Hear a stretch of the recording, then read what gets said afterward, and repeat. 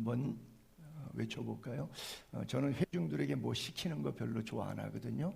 왜냐하면 제가 회중석에 앉아있을 때 앞에 있는 사람이 뭘 자꾸 옆 사람하고 인사하라고 그러고 따라하라고 그러면 그게 그렇게 싫더라고요. 싫으면 하지 말지 왜 해. 찾으라, 부르라, 돌아오라. 오늘 말씀에 주님께서 하셨던 그 구절을 하나 명령형 어미만 제목으로 한번 잡아봤어요. 이사야서는 공교롭게도 66장까지 있어요. 그리고 예수 그리스도의 나심, 임마누엘이라든지 처녀가 잉태하여 애 낳는다든지 예수님이 어디에서 태어나고 누구의 후손으로 나고 어떤 모습으로 죽을 것이고 천국에는 어린 양이 사자들과 함께 뒹구는 마지막 모습까지 전체 성경을 다 요약해놨어요. 근데 구약 39권, 신약 27권, 성경이 모두 66권인데 공교롭게도 이사야서는 66장으로 파트를 내놨어요. 그건 이사야가 쓴 게 아니에요. 나중에 후대 사람이 인쇄하다 보니까 대문자로 써있고 띄어쓰기 없이 다 붙여 쓰다 보니까 굉장히 불편했어요. 그래서 전래 과정 속에 인쇄하는 분이 그렇게 장절을 만들었는데 공교롭게도 그렇게 66권처럼 66장으로 이렇게 만들었어요. 이사야라고 하는 선지자의 이름, 여호수아라고 하는 단어에 호세아라고 하는 단어에 예수라고 하는 단어에 우리말로 구원이란 뜻이죠. 이게 히브리어의 어원입니다. 그래서 이사야라는 예사라고 하는 예사, 그 발음이 이제 이사로 우리가 써 있는데 예샤, 그 다음에 야훼, 야훼는 우리 하나님을 가리키죠. 그래서 구원, 하나님 두 글자가 합성이 됐어요. 그러면 하나님은 구원이시다.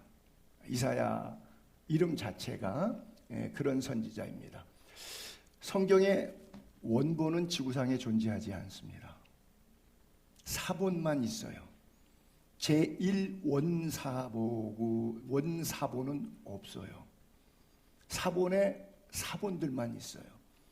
그런데 불행하게도 하도 오래되니까 3600년 전부터 약 40명에 의해서 기록되다 보니까 이게 전쟁, 지진 여러 가지 이유로 해서 잘 제대로 보존되지 않았어요. 요즘처럼 납창고가 있어서 냉난방이 확실한 박물관 서고에 보관된 게 아니니까.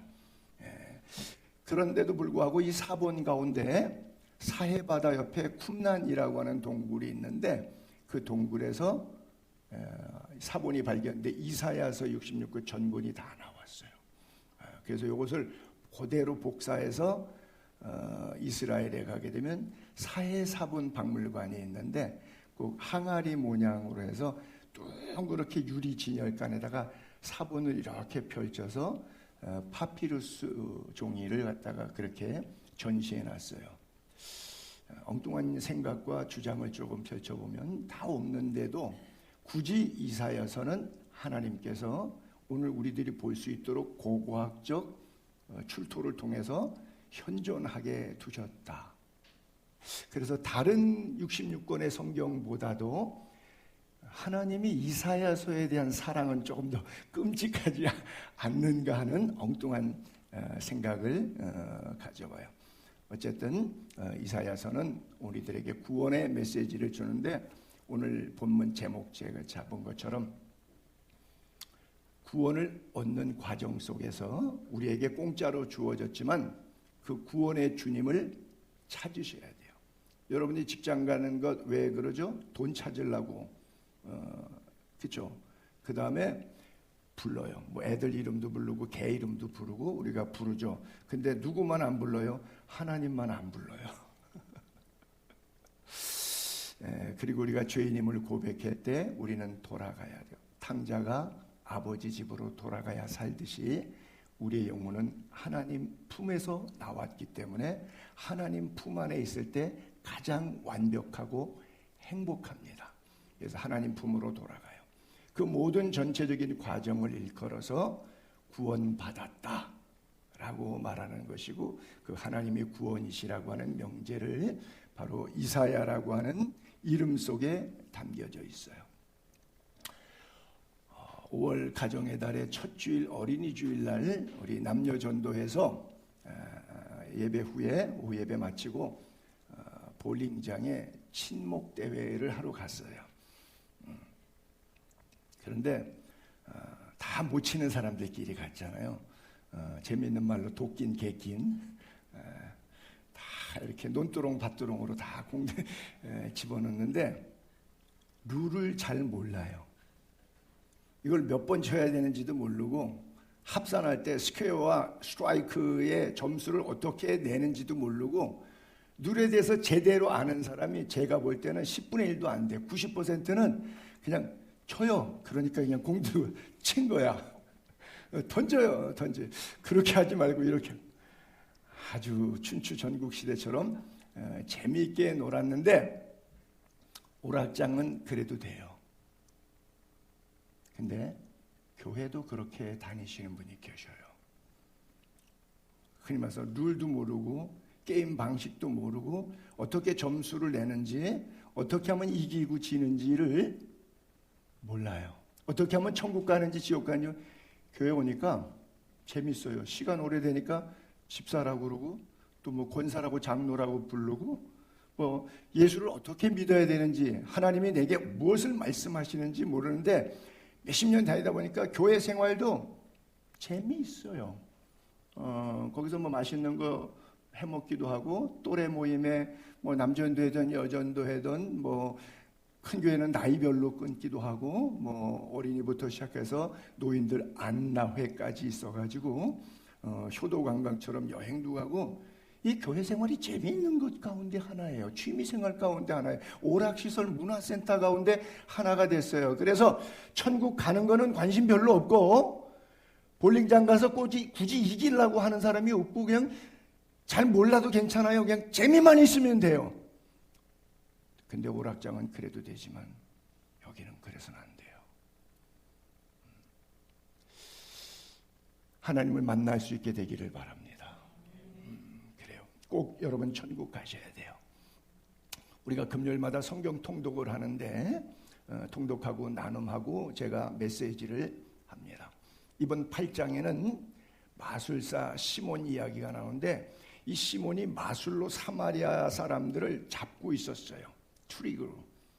근데 빌립 집사님이 스데반 순교 사건 때문에 흩어져서 사마리아까지 오게 됐는데, 성령 충만한 빌립 집사님 복음을 전하니까 기도했더니 병자들이 낫는 거예요. 선포했더니 말씀에 은혜 받고 눈물 흘리면서 회개하고 예수 믿겠다고 손 들고 나오는 사람이 많은 거예요. 사마리아 성이 막 기뻐지는 거예요. 그래갖고 베드로와 요한 사도를 막 보낸 거예요. 예루살렘에서 사마리아로 올려보낸 거예요. 야, 사마리아 성에 빌립 집사가 갔는데 대단하게 하나님의 사역이 일어나고 있대. 보냈어요. 가가지고 안수기도 하는데 성령의 불이 떨어져갖고 가슴이 뜨거워서 인생이 바뀌는 거예요. 옛사람 벗고 새 사람들이 되는 거예요. 마술사가 이렇게 보니까 대단하다. 이 내 매직은 매직도 아니야. 그래서 베드로한테 돈을, 봉투를 갖다가 내밀었어요. 요 기술 어떻게 하면 배울 수 있어요? 매직은 기술 배우잖아요. 손재주 배우잖아요.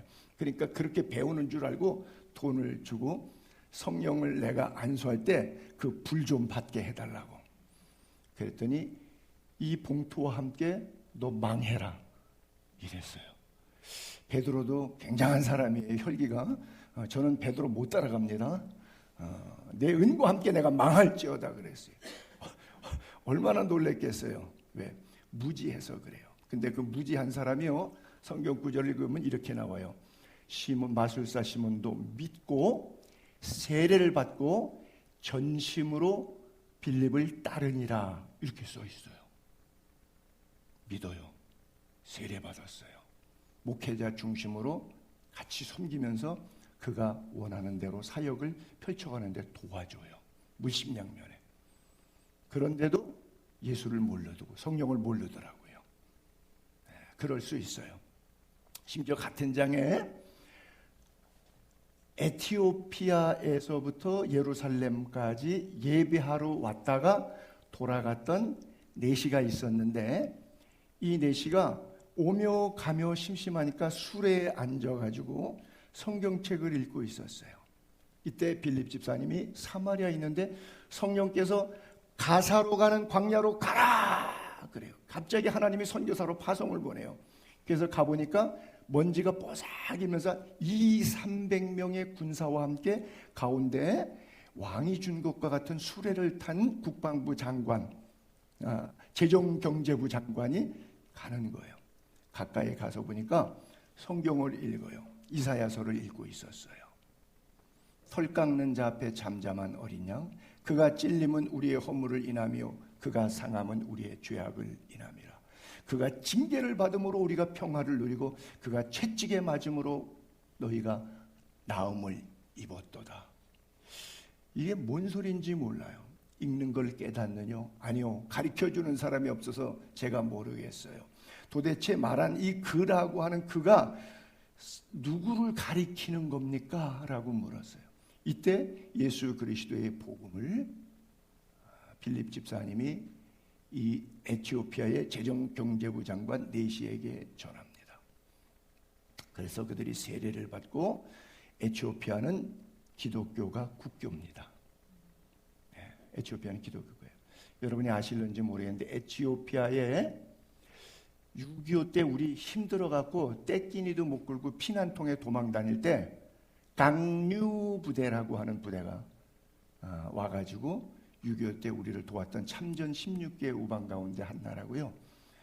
전설적인 아베베 맨발로 올림픽의 마라톤에 4년 두 번 우승했고, 우승 받아갖고 나라에서 돈 준 거 갖고 스포츠카 살다가 팍 몰다가 빵 하면서 하반신 젖달 나서 아베베가 88 올림픽 때 또 선수로 나왔는데 그때는 장애인 올림픽에 선수로 나와서 또 메달을 탔어요. 그래서 우리하고 에티오피아는 상당히 뭐가 있는 그런 나라인데, 어쨌든 성경에 그 스토리가 있는데, 자, 아디스바바바 에티오피아 궁궐에서 이 네시가 예루살렘까지 예배하러 왔다가 돌아갑니다. 오는 거리가 AI에 물어보면 2642km 직선 거리로 이렇게 나와요. 그러면 그 중간에 홍해바다가 있잖아요. 그 광야가 있잖아요. 길이 없고 강이니까 그냥 못 가죠, 수레가. 그럼 어떻게 가야 돼요? 뱀처럼 가야 돼요.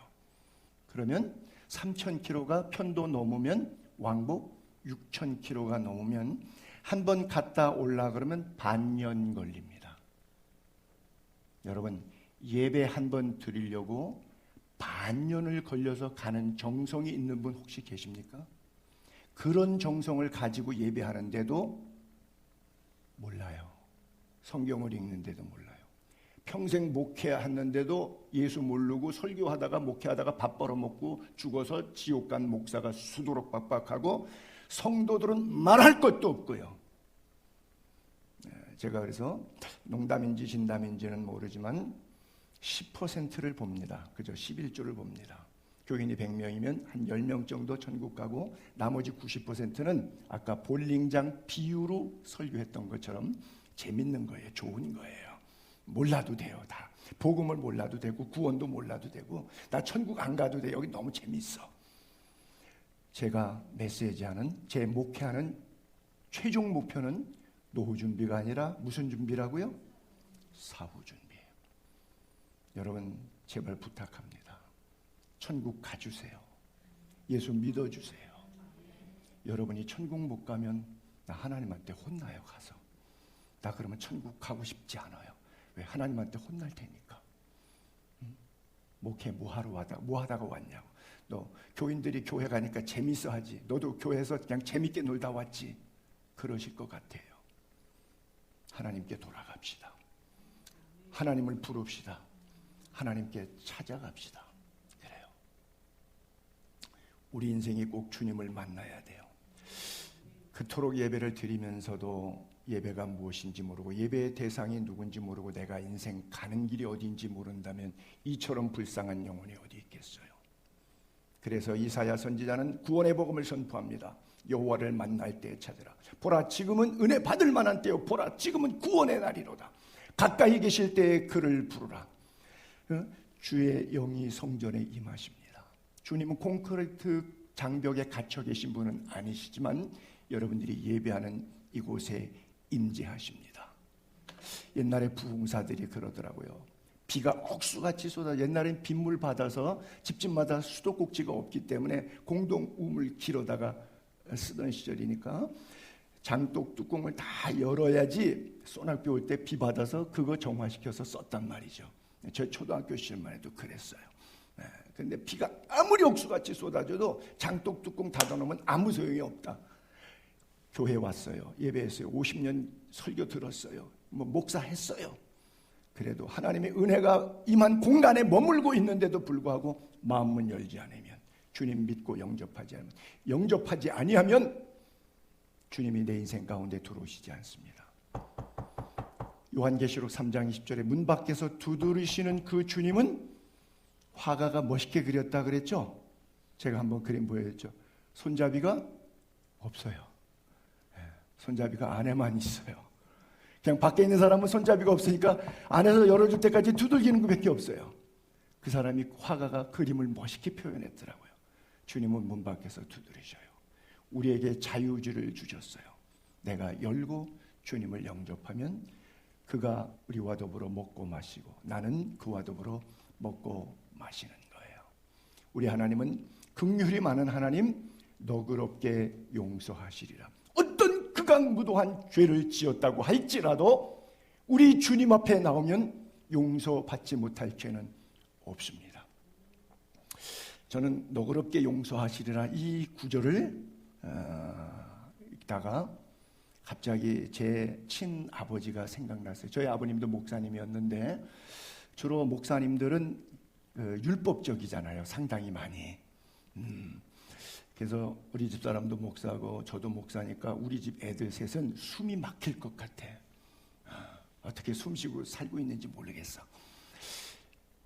우리 아버님이 어린 시절에 제가 제 기억으로 2번 기억나는데 아마 한 5, 6살 때하고 초등학교 1, 2학년 때 정도 된 것 같아요. 몇 년 간격에 2차례인데 너 같은 자식 키워봐야 소용없다고, 밥 안 먹인다고, 그리고 옷도 다 벗어, 이 옷 내가 사준 거니까 홀딱 벗겨서 밤에 매질해서 내쫓았어요. 애 우는 소리 나고, 동네 옛날엔 집들이 덕지덕지 붙었으니까 옆집에 부부싸움 하거나 울면 접시 날아다니면 소리가 다 들리니까 옆집 아줌마가 문 밖에 쫓겨나는 이 추운 겨울에 뭐 애를 이렇게 하냐고 해서 포대기에다 혼잎이라도 싸가지고 자기 집에 들어가서 꺼이꺼이 울면서 자다가 제가 잠들었어요. 그리고 그 다음날 우리 아버님 맨정신 돌아오시면 그냥 가도 무슨 일이 있었는지 잊어버리고 지냈어요. 우리 아버님 한번 화가 나시면 너그럽게 용서하지 않더라고요. 여러분들도 아버님들 가운데 그런 아버님들 계세요? 남자분들 가운데 그런 분들 계세요? 아마 제가 조금 잔인한 모습이 있다 그러면 우리 아버님의 영향이 조금 내 DNA에 남아있을런지 모르겠어요. 제가 약간 냉혈이거든요. 잘 모르셨어요? 아니, 다 알고 계시잖아. 우리 하나님은 가산의 살림을 다 탕진하고 아버지의 분기까지 먹어버리고 창기와 함께 전 재산을 탕진해서 온 마을을 수치를 일으켰던 아들도 사랑하셔서 돌아오는 탕자를 받으세요. 주님 앞에 나가면 그 어떤 죄도 주님이 용서하십니다. 문제는 내가 아직 먹고 살만하니까 자존심 싸움한다고 하나님 앞에 마음을 열고 나가지 않는 것이 문제이지 어떤 죄도. 차라리 그래서 아직도 뭐 남은 것 때문에 자존심 싸움하고 있다면 그 남은 것까지 물질이든 건강이든 없어지면 영원히 주님을 만날 수 있기 때문에 오히려 그것이 난 복되다라고 생각해요. 심령이 가난한 자는 복이 있나니 그때야 비로소 천국이 임하는 거예요. 마음속에 긍휼로 사람을 볼 줄 아는 사람, 긍휼히 여기는 자는 복이 있나니 하나님이 우리를 긍휼히 여기신다고 말씀하고 있어요. 우리 하나님께로 돌아갑시다. 본문 전체를 일컬어 주석가는 하나님의 초청장이다, 복음의 핵심이다, 그런 글들이 있더라고요. 그래요. 초청하는 초청장. 얼마 전에 어떤 분의 결혼식을 갔는데 초청장에 이름이 다 써 있어서 이렇게 하는데 가는지 안 가는지를 이제 확인해 주는데 갔더니 초청받지 못한 사람은 그 결혼식에 가고 싶어도 못 가더라고요. 왜? 가니까 들어가는 입구에 좌석 배치도에 내 이름이 있는 몇 번 줄 몇 번 자리가 있어요. 그냥 아무나 가는 게 아니더라고요. 꼭 그 자리에 앉아야 돼. 내 이름과 함께 가니까 내 이름의 명패를 식탁에다가 딱 해놨어요. 그걸 보고 제가 결혼의 문화도 많이 변해가는구나 생각했는데 이거 딱 성경적 패러디예요. 우리가 하나님 나라를 가게 되는데 천국을 이렇게 비유했어요. 마치 결혼잔치처럼. 그래서 결혼잔치에 참여했는데 아마 들어가는 입구에 옷을 탈의실처럼 옷을 벗고 아마 파티 옷으로 갈아입혀서 들어가는 잔치였나 봐요. 이 성경에 나오는 결혼잔치는. 그래서 예복을 입고서 들어갔는데 2절과 12절 사이에 중간에 그 스토리가 있어요. 근데 한 사람은 자기 옷을 그냥 그대로 입고 들어간 거예요. 결혼식장에서 주는 예복을 갈아입어야 되는데 안 갈아입은 거예요. 그랬더니 이 호스트가 와가지고 왜 예복 안 입고 자기 옷 그냥 입고 들어오셨어요? 할 말이 없잖아요. 다 그랬는데 자기만 자존심 싸움하고 있었으니까. 그랬더니 저 사람 끄집어내라. 갖다가 버려라. 근데 지옥을 묘사하는 그런 단어들이 빨간 줄에 이렇게 나와 있더라고요. 저 13절 이후에 14절은 제가 안 올렸는데 14절은 이런 구절이 나와요.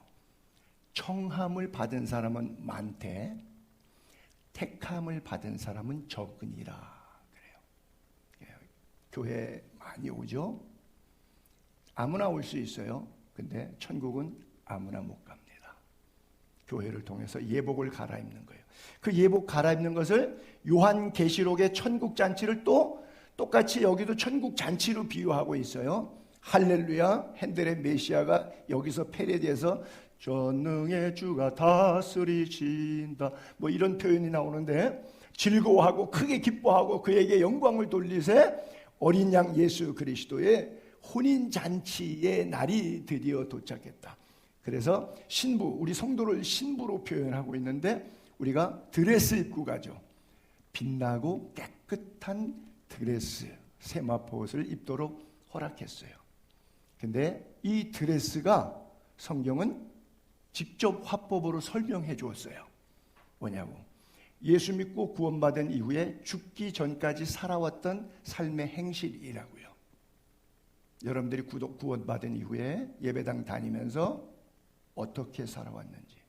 성경은 뭐라고 말씀하셨는데 사후 준비를 이렇게 해야 된다고 했는데 여러분들은 돈 몇 푼 때문에 알량한 자존심 때문에 육체적인 쾌락 때문에 그렇게 살지 않고 옛 옷, 더러운 옷을 그대로 입고 살았다면, 옛 사람으로 바뀌지 않았다면, 옳은 행실이라고 하는 것은 단순한 윤리 도덕적인 이야기를 하는 것이 아니라 구원받은 이후에 은혜를 아는 자다운 삶을 살았던 믿음의 열매들, 즉 사랑과 희락과 화평과 오래 참음과 자비와 양선과 충성과 온유와 절제와 같은 성령의 사람이 맺게 되는 의식 구조의 삶의 열매들, 이게 옳은 행실이에요. 성경은 행위로 구원받지 않습니다. 믿음으로 구원받아요. 구원은 공짜예요. 근데 만약 이렇게 공짜로 구원해 주신 것을 감사해서 그 은혜를 안다면 은혜의 배은망덕하지 않겠죠. 은혜를 갚는 자의 삶을 살려고 아마도 노력하게 될 거예요. 오늘 본문과 똑같은 구절이 예레미야서에 있어서 한번 올려봤어요. 예레미야가 백성들에게 이렇게 말했어요. 너희가 여호와 하나님 앞에 나와서 부르짖으며 내게 와서 하나님 앞에 나와 기도하면 내가 여호와 하나님이 너희들의 기도를 들을 것이다. 너희가 온 마음으로 여호와 하나님을 찾으면, 구하면 나를 찾고 만나게 될 것이다. 나는 너희를 만나주겠다. 기도를 들어주겠다. 그리고 너희의 어두운 상황 속에서, 쫓아보냈던 나라들의 모든 곳에서 내가 우울하고 자살하고 싶은 만큼 내 인생에 꼬이고 복잡하고 인간관계, 경제관계, 육체관계 너무 힘들었던 모든 곳에서 사로잡혀 떠났던 그곳으로 다시 돌아오게 하리라 그래요. 여기에도 하나님께 부르짖는 것, 하나님을 찾는 것, 그러면 하나님께서 돌이켜 주신다라고 말씀하고 있어요. 진정한 회개는 돌아오는 겁니다. 삶을 바꾸는 거예요. 옷을 바꾸는 겁니다. 하나님의 생각, 우리의 생각에 분명한 차이를 성경은 우리에게 말씀해 주고 있어요. 여러분 인생 살다 보면 기도하는데 답답하고 하나님께 묻는데 하나님 아무 말씀 안 하세요. 왜 그런다고 생각? 하나님의 음성이 안 들려요. 왜 안 들릴까요? 그분이 말씀 안 하셔가 아니에요. 그분 말씀 안 하신 적이 없어요.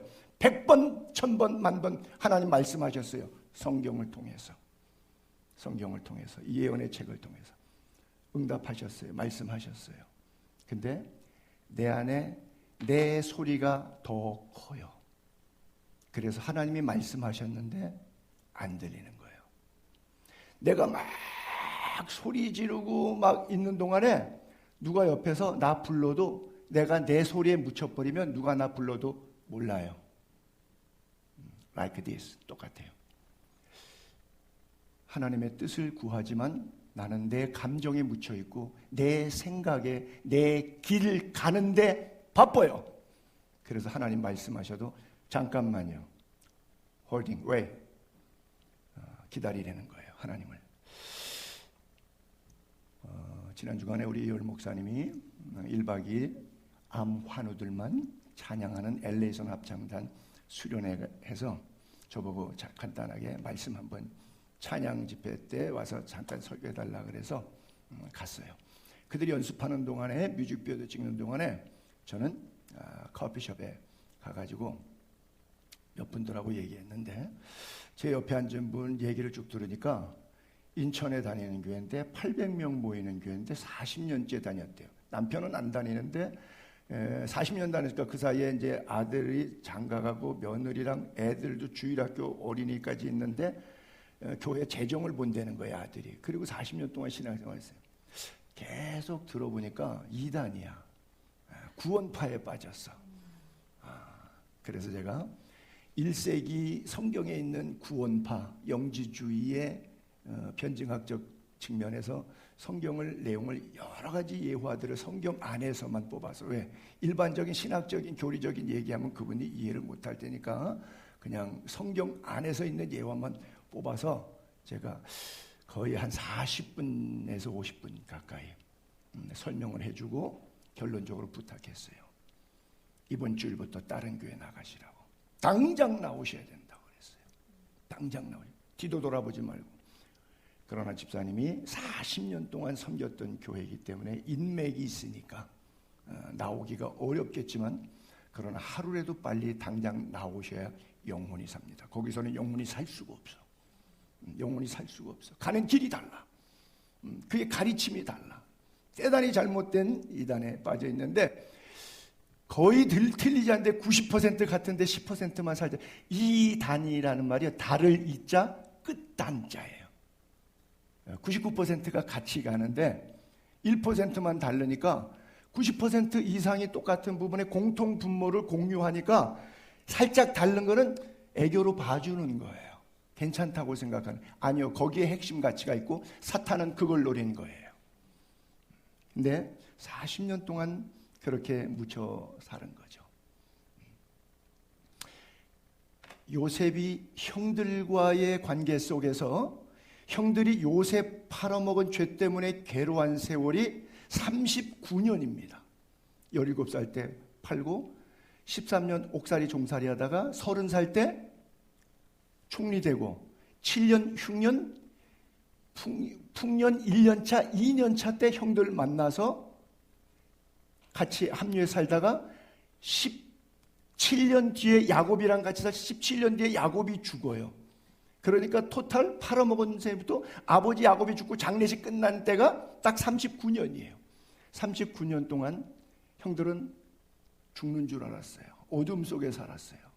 요셉이 형들이 와갖고 무릎 꿇고 아버지 장례식 터졌으니까 저놈의 새끼가 아버지 때문에 마음 상할까봐 우리 원수 안 갚았는데 이제 아버님 돌아가셨으니까 우리 형제 다 죽었다. 그리고 무릎 꿇고 우리는 형제가 아니라 형이 아니라 당신의 종입니다. 이러고 바들바들 떨면서 막 이랬더니 요셉이 들으면서 울어요. 나의 형제들이 39년 동안 어둠에 갇혀 살았구나. 여러분들의 남편, 아내, 부모가 몇 년째 어둠에 갇혀서 복음의 빛이 없이 살아가고 있습니까? 요셉이 엉엉 울었어요. 하나님의 길과 여러분의 길이 달라요. 하나님께로 나아갑시다. 그리고 그들의 생각을 주께로 돌이킵시다. 내 생각을 내려놓읍시다. 아람 군대 나아만이 문둥병이 걸렸을 때 그 집에 포로로 붙잡혀갔던 식모 아이가 우리 민족의 위대한 목사님이 계신데 그 목사님 한번 기도받으면 우리 주인 나아만은 나을 수 있습니다. 그러니까 지푸라기라도 잡는 심정으로 자기가 지배하는 식민지 목사 찾아갑니다. 금은 폐물 은금 보화 가지고 가요. 근데 엘리사가 얼굴 콧배기도 안 베고 자기 하인 보내가지고 요단강에 가서 7번 목욕하고 집에 가라 그래. 나아만이 11절에 보니까 엄청 화가 났어요. 내가 누군데? 누구긴 누구야. 문둥병자지. 내 생각에는 VIP 대접해 줄 줄 알았다는 거죠. 여긴 식민지고 나는 지배국이고 국방부 장관인데 내가 어떤 사람인데 네가 얼굴에 나와서 그냥 버선발로 환영하고 그냥 안수기도 해주고 아픈 상처를 좀 마사지도 해주고 뭐 이러고 VIP 대접만 평생 받았으니까 교회 안에서도 마찬가지예요. 돈 있어서 밖에 나가서 VIP 대접받고 골프클럽, 헬스클럽에 가면 갑질하던 사람들이 교회 와서 헌금하고 갑질해요. 갑질이 안 통하면 딴 데 가야 돼요. 나만이 그런 거예요. 내 생각에는 몸을 돌려 분노해서 떠나갑니다. 오늘날 얼마나 많은 사람들이 이렇게 예수 믿고 이렇게 신앙생활하는지 몰라요. 내 생각에는. 보세요. 히스기야 왕이 기도했더니 하나님께서 죽을 병이 들었다. 3일 뒤에 너 죽으니까 3일 안에 가산 정리하고 왕위 계승해라 그랬어요.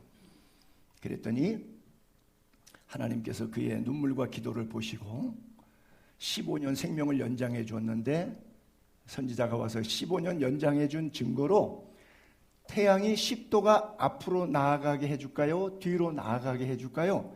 재미있게 그냥 고초만 준 것으로 끝나면 되는데 그런 이야기를 하니까 히스기야가 대답합니다. 태양의 그림자가 이렇게 어차피 진행 방향이니까 앞으로 나아가는 거 10도 나아가는 거는 쉬울 것 같은데 10도 이거는 어려울 것 같단 말이에요. 그러니까 앞으로 가지 말고 뒤로 가게 해주세요 그래요. 자, 여기에서 우리는 잘 들으셔야 됩니다. 감기는 기도하면 나을 수 있는데 암은 기도해도 안 나을 것 같은 게 히스기야의 생각, 우리들의 생각이에요. 10도로 나아가는 것 불가능한 겁니다. 똑같은 거예요. 뒤로 물러나는 것이나 앞으로 나아가는 것이나 여호수아가 아얄렌 골짜기 전쟁할 때 태양아 머무르라 그래서 달도 태양도 올 수도 판 적이 있어요. 여호수아서 10장에 태양이 머무는 거예요. 돌지 않는 거예요. 공전과 자전이 이루어지지 않는다는 게 상상이 됩니까? 어떤 자연도 거스릴 수 없는데 하나님은 자연을 지으신 분이에요. 바다의 풍랑도 잔잔케 하시는 분이고 죽은 나사로도 부르면 나오시는 분이에요. 우리의 믿는 하나님은 전능자이셔요. 그 하나님의 해 그림자 10도 뒤를 물러가게 하셨어요.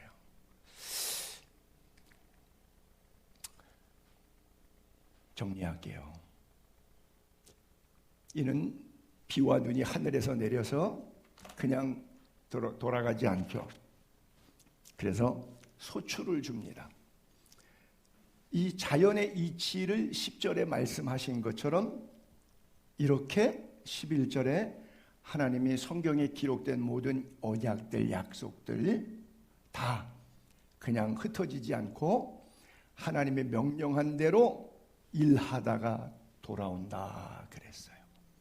그리스 신화에 보게 되면 12지승 가운데 제일 막내가 헤르메스예요. 여성들 백의 이름에 헤르메스를 붙여놔가지고, 헤르메스는 신화의 그림에 보게 되면 모자 뒤에 날개가 있고 신발 반부추 뒤에 날개가 있어서 막 날아다녀서 주로 주식격신인 제우스의 명령을 하단하는 역할을 한 거예요. 그래서 우체국이나 이런 데 가면 그런 그리스에는 배달 회사, 뭐 택배 회사는 그런 로고를 많이 쓰고 있는데 바로 이 헤르메스예요.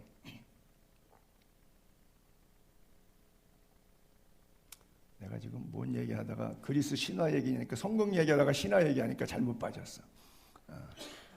자, 오케이. 자연의 이치와 사람의 이치는 다른데 사람은 알파와 오메가이기 때문에 출생과 죽음을 통해서 하나님의 심판대의 자리가 있어요. 절대 윤회하지 않습니다. 근데 자연은 윤회하잖아요. 그러니까 불교라고 하는 종교 집단에서는 자연의 생태계를 우리에게도 접목시켰어요. 그래서 불교는 윤회입니다. 영겁의 세월 동안 계속 도는데 내가 나쁜 놈이야. 그 개를 잡아먹고 개를 두들겨 패고 그러니까 다음에 태어날 때는 내가 개로 태어났어. 내가 착한 사람이야. 고아원 양로원 돌아다니고 빈민구지하고 좋게 잘 살았어. 그러니까 다음 생에 태어날 때는 넌 업보를 쌓았으니 덕이 있어서 인간이 또 돼서 좋은 삶을 살아라. 그래서 또 인간으로 또 태어난대. 그래서 지금 개미고 풀벌레고 잠자리고 메추라기고 뱀이고 모든 짐승은 사람이에요. 근본적으로. 맞아요? 맞죠? 여러분은 불교 아니라서 잘 모르시는구나. 이게 윤회가 그렇게 되는 거예요. 자연세계는 하나님이 그렇게 디자인하셨는데 우주 삼라만상을 만드시고 인간만은 친히 하나님의 형상을 따라 친히 하나님의 손으로 빚으시고 친히 하나님의 호흡을 루하라고 히브리어로 생명을 불어넣으셨어요. 그래서 그 영이 하나님의 영이 진흙 속에 들어왔어요. 그렇기 때문에 우리는 알파와 오메가입니다. 출생과 죽음이 있어요. 그리고 윤회하지 않습니다. 그리고 이 출생과 죽음 사이에서 요람에서의 무덤 사이에 하나님을 믿었느냐 안 믿었느냐, 믿은 후에 어떻게 살았느냐는 것은 반드시 심판합니다. 예수 믿으면 두 가지 심판인데 하나는 구원 심판인데 구원 심판은 믿으면 천국 가는 거예요. 그 다음에 두 번째가 천국 간 사람 가운데 상급 심판이라고 하는 것이 있는데 천국에서의 이 땅에서의 어떤 삶을 살았는지 상급이 따르는 거예요. 그래서 우리에게는 천국 지옥의 심판은 받지 않습니다. 예수 믿으면. 그러나 상급 심판은 우리에게도 있습니다. 그래서 심판을 얘기할 때는 둘로 나눠서 이해하면 여러분들이 좀 쉬울 것 같아요. 자, 교회 수십 년 다녀도 혹시 여러분 신발만 왔다 갔다 하셨습니까? 신발만 왔다 갔다 하신 분 아무 소용 없습니다. 주님 만나셔야 합니다. 주님을 찾으세요. 주님을 부르세요. 주님께 돌아가셔서 주님과 동행하세요. 이 자기 비움은 득도가 아니에요. 내가 아무리 도를 닦으려고 득하려고 얻으려고 득도 안 돼요. 선행으로 좌행으로 참선으로 뭘로 해도 공적으로 해도 우리는 하나님 만날 수 없어요. 하나님이 내려오셔서 우리를 용서하신 거예요. 그것이 십자가의 사랑이에요. 모든 종교는 선행을 통해서 득도와 해탈의 경지를 추구합니다. 그러나 기독교는 인간이 할 수 있는 건 아무것도 없다. 오직 예수를 믿어야만 한다는 거예요. 예수 믿고 예수님께 나아가고 예수께 돌아가서 예수께 부르짖어서 우리의 삶을 가장 평안한 은혜의 삶으로 바꿔내는 축복이 있기를 바랍니다. 자, 우리 찬송가 한번 같이 부르고 잠시 기도하면 좋겠는데요. 어서 돌아오, 어서 돌아만 오. 527장입니다. 어서 돌아오, 어서 돌아만 오. 지은 죄가 무겁고 그 길로 주 얻지 못 담당하고 못 받으시리요.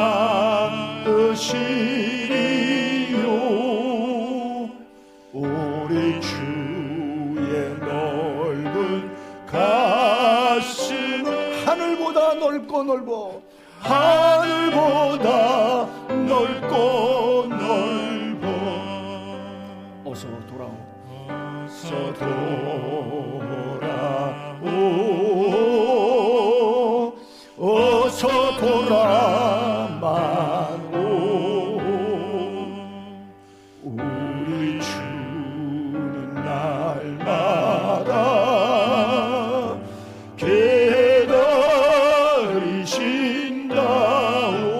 기다리신다오.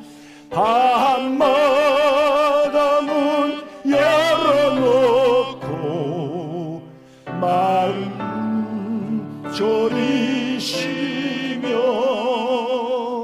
나간 자식 돌아오기만 밤새 기다리신다오. 어서 돌아오,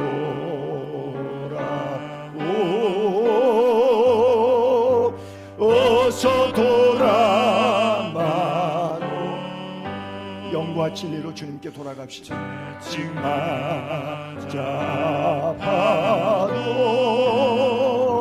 주님의 손으로 때리시고 어루만져 위로해 주시는 우리 주의 넓은 품으로 어서 돌아오소. 우리 함께 2분만 통성으로 기도할까요? 우리 하나님께 돌아갑시다. 자비로우신 아버지 하나님, 은혜와 사랑을 감사합니다.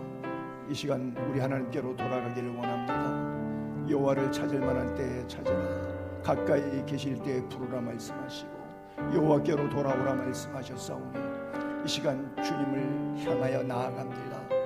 죄진 모습 이대로, 연약한 모습 이대로, 병든 모습 이대로 십자가 그늘로 나아갑니다. 수고하고 무거운 짐진 자들아 다 내게 오라 말씀하신 주님 앞에 나아가오니 오 주여 하늘문을 여시고 주의 넓은 가슴의 품으로 종들을 안으시고 우리의 예배를 받으시고 예배 속에 임하는 하나님의 말씀의 권능으로 주여 우리를 치유하여 주옵소서. 허물과 죄로 죽을 수밖에 없는 우리들을 위하여 십자가의 보혈로 속량하시고 온전한 구원의 자리에 서게 하셨사오니 주여 우리의 삶의 시온의 대로 영광인 길만 걸어갈 수 있도록 믿음의 꽃길을 걸어가게 하여 주옵시고 천국 소망의 꽃길을 걷게 하시고 십자가의 사랑의 그 길 걸어갈 수 있도록 주님 도와주옵소서. 성령 하나님께서 이 시간도 각 심령을 만져주셔서 저희들 안에 주시는 하나님을 영적으로 만나는 시간 되게 하옵소서. 고마우신 아버지, 은혜와 사랑을 감사합니다. 오늘도 돌아오기를 그토록 기다리시는 주님, 더 이상 죄악 가운데 머뭇거리지 말고 엘리야가 갈멜산에서 결단했던 것처럼 너희의 하나님이 누구냐, 바알과 아세라냐 아니면 하나님이냐, 결정하라, 선택하라 선포했던 것처럼 주의 성령이 시간도 우리에게 말씀해 주셔서 우리 모두가 천국으로 발걸음을 옮기게 하옵소서. 더 이상 지옥으로 내려가는 삶을 살지 않게 하여 주옵시고, 우리의 일터가 천국되게 하시고, 가정이 천국되게 하시고, 교회가 천국되게 하시고, 그렇게 하기 위해서는 우리의 심령이 먼저 주께 돌아가 천국되기를 원합니다. 우리 안에 하나님의 형상이 이루어지게 하시고, 잃어버린 하나님의 형상 회복케 하여 주셔서 영혼 구원받고 육체가 강건함을 입고 범사에 사는 동안 선한 일을 위하여 형통한 자들 되게 하옵소서. 한 주간도 주신 은혜 기억하여 감사하며 정성껏 예물을 준비하였다 드린 손길들이 있습니다. 은밀한 가운데 보시는 하나님께서 저들의 각자의 필요의 처지의 형편을 따라 채워주시되 30배, 60배, 100배 누르고 흔들어 넘치도록 하여 안겨주시고, 마지막 때까지 선한 일에 부요로운 종으로 쓰임받을 수 있도록 영권, 인권, 물권을 더하여 주옵소서. 오늘도 열방을 가슴에 품고 매월 선교지를 향해서 기도하고 물질로 후원하는 귀한 심령들 위해 주의 은혜가 늘 넘쳐나게 하시고, 행하는 일마다 주의 은혜로 복을 받게 하시고, 마지막 날 의인의 상급과 선지자의 상급으로 채워주심을 이 땅에서도 보고 누리게 하옵소서. 허락하시는 종들 참 감사하며 우리 구주 예수 그리스도 이름으로 기도합니다. 아멘.